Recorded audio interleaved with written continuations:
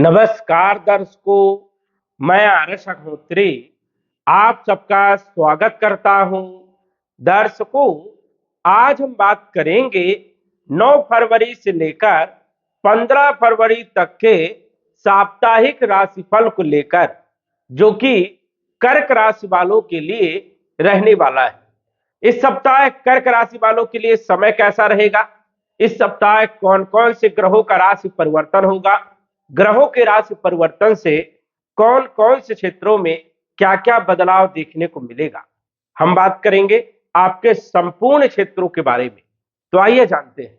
उससे पहले यह समझिए कि यह फलादेश चंद्र राशि पर आधारित है। नाम राशि के आधार पर भी जान सकते हैं और लग्न राशि के आधार पर भी जान सकते हैं। ये जो आप कुंडली देख रहे हैं, 9 फरवरी से लेकर के 15 फरवरी तक ग्रहों की स्थिति सौर मंडल में इस प्रकार से रहने वाली है। 2 ग्रहों का राशि परिवर्तन होगा। चंद्रमा इस सप्ताह तुला राशि में, वृश्चिक राशि में, धनु राशि में और मकर राशि में गोचर करते हुए देखेंगे। वही सूर्य जो है 13 फरवरी को राशि परिवर्तन करके अष्टम भाव में आ जाएंगे, कुंभ राशि में। मंगल आपके सप्तम भाव में मकर राशि में ही रहेंगे।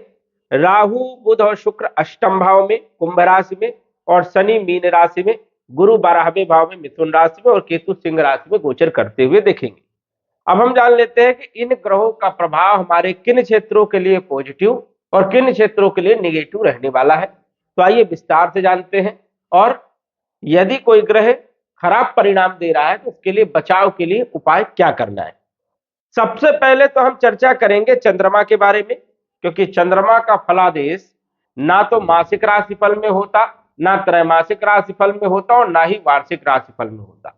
चंद्रमा का जिक्र साप्ताहिक राशिफल में या फिर 1-2 दिन के राशिफल में ही होता है। और चंद्रमा जो है सबसे ज्यादा इंपॉर्टेंट, क्योंकि चंद्रमा 2.25 दिन में राशि परिवर्तन कर जाते हैं, 2.25 दिन के अंदर अपना पूर्ण प्रभाव दिखाते हैं। चंद्रमा का कनेक्शन हमारे मन और मस्तिष्क से होता है। आपने अनुभव किया होगा कि महीने में कुछ ऐसे दिन होते हैं जो आपके बुरे बीतते हैं। कहीं ना कहीं जो है कामकाज करने में मन नहीं लगता, अशांति बनती है, कहीं ना कहीं घर में क्लेश हो जाता है, किसी से बहस हो जाती है, बॉस के साथ जो है कहासुनी हो जाती है, कहीं ना कहीं जो है मन जो है अशांत होने के कारण जो है कार्यों में गलतियां होती है। तो ये क्यों होती है? ये चंद्रमा के कारण होती है, क्योंकि चंद्रमा कहीं ना कहीं पीड़ित होता है, चंद्रमा कहीं ना कहीं पाप प्रभाव में होता है, तो इसका प्रभाव हमारे ऊपर पड़ता है। चंद्रमा यदि शुभ भाव में गोचर कर रहा है, शुभ ग्रहों के साथ गोचर कर रहा है, तो दिन बहुत अच्छा बीतेगा, मन प्रसन्न रहेगा, कामकाज करने में मन लगेगा। तो इस सप्ताह देखते हैं कि चंद्रमा की क्या पोजीशन है और अन्य ग्रहों की क्या पोजीशन रहने वाली है। 9 तारीख को चंद्रमा तुला राशि में चौथे भाव में गोचर करेंगे और ये आपके लग्न के मालिक है। हेल्थ अच्छी रहेगी, कॉन्फिडेंस अच्छा रहेगा और कहीं ना कहीं जो है भूमि, भवन, प्रॉपर्टी, मकान, वाहन से जुड़े हुए कार्य आपके बनेंगे। कैरियर भी आपका बढ़िया रहेगा। लेकिन यही चंद्रमा 9 तारीख को रात्रि में राशि परिवर्तन करेंगे और आ जाएंगे वृश्चिक राशि में। और वृश्चिक राशि में चंद्रमा नीच के होते, मतलब अच्छे नहीं माने जाते, लेकिन यह भाव अच्छा है। चंद्रमा यहां पर 10 तारीख को, 11 तारीख को और 12 तारीख को दोपहर तक रहने वाले हैं, मतलब 10, 11 और 12। 12 तारीख को दोपहर 1:43 तक रहेंगे। उसके बाद ये छठे भाव में आ जाएंगे, धनु राशि में। तो ये समझिए कि 10 तारीख, 11 तारीख और 12 तारीख का जो समय है आपका, ये थोड़ा ठीक नहीं रहेगा, या आप इसको समझ सकते हो कि सामान्य रहेगा, क्योंकि चंद्रमा नीच राशि में रहेंगे और नीच राशि में जब चंद्रमा रहते हैं तो कहीं ना कहीं हेल्थ में भी ध्यान रखना है। 2-3 दिन सर्दी जुकाम कफ वाली प्रॉब्लम बढ़ सकती है जिनको पहले से थी, तो ये भी ध्यान रखना है। मानसिक टेंशन हो सकता है किसी न किसी बात को लेकर के, पेट से जुड़ी हुई कुछ समस्या देखने को मिल सकती है। लव लाइफ को लेकर के भी थोड़ा सा चिंतित रह सकते हो। फाइनेंशियल स्थिति में उतार चढ़ाव या खर्चा ज्यादा हो सकता है, तो ये आपको थोड़ा सा ध्यान रखना है। 10 तारीख, 11 तारीख और 12 तारीख दोपहर तक यहाँ पर उतनी अच्छी स्थिति नहीं है, लेकिन ज्यादा खराब भी नहीं है, तो यहाँ पर थोड़ा सा ध्यान रखना है। चंद्रमा जो है 12 तारीख को दोपहर 1:43 में राशि परिवर्तन करेंगे और ये आ जाएंगे धनु राशि में। तो 12 तारीख, 13 तारीख और 14 तारीख को गोचर करेंगे धनु राशि में। अब छठे भाव में चंद्रमा अच्छे परिणाम नहीं देते और ये लग्नेश है, राशि के स्वामी है, तो ये समय भी आपके लिए अच्छा नहीं है, ध्यान रखना है।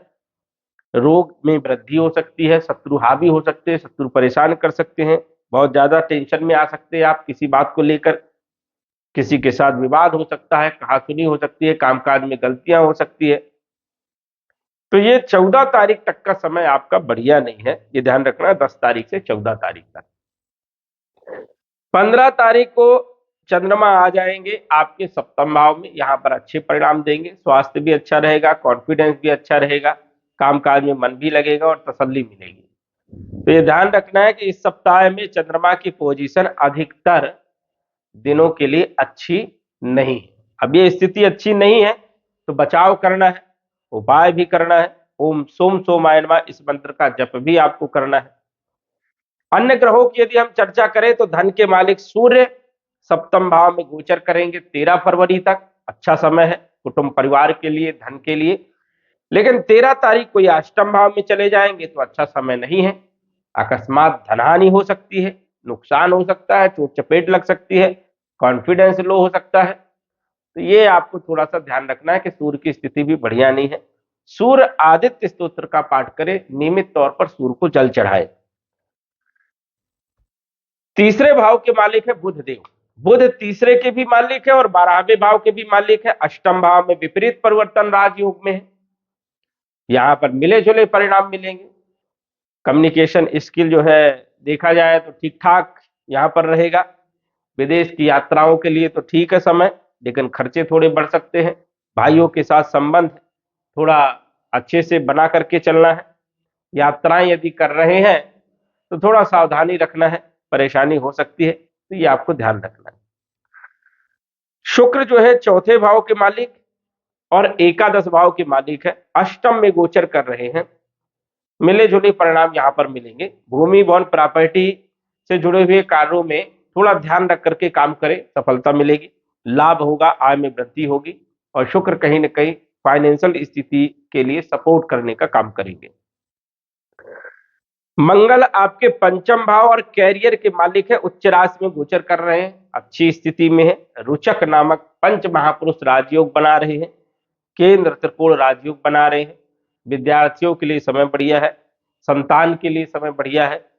लव लाइफ के लिए देखा जाए तो मिला जुला समय आपके लिए रहने वाला है, वैसे ठीक ठाक है। प्रेम विवाह के लिए समय बढ़िया है। वैवाहिक जीवन के लिए भी ठीक ठाक समय है, थोड़ा क्रोध कम करे, चिड़चिड़ापन स्वभाव में रह सकता है। पार्टनरशिप में भी थोड़ा ध्यान रखना है, ईगो बढ़ सकता है। व्यापार को लेकर के स्थिति यहाँ पर ठीक रहेगी और आपका कैरियर भी अच्छा रहने वाला है, कहीं ना कहीं कुछ न कुछ अपॉर्चुनिटी या ग्रोथ मिल सकती है। गुरु आपके छठे भाव के मालिक और भाग्य के मालिक, नवम के मालिक गोचर कर रहे हैं 12वें भाव में, अपनी राशि को देख रहे हैं।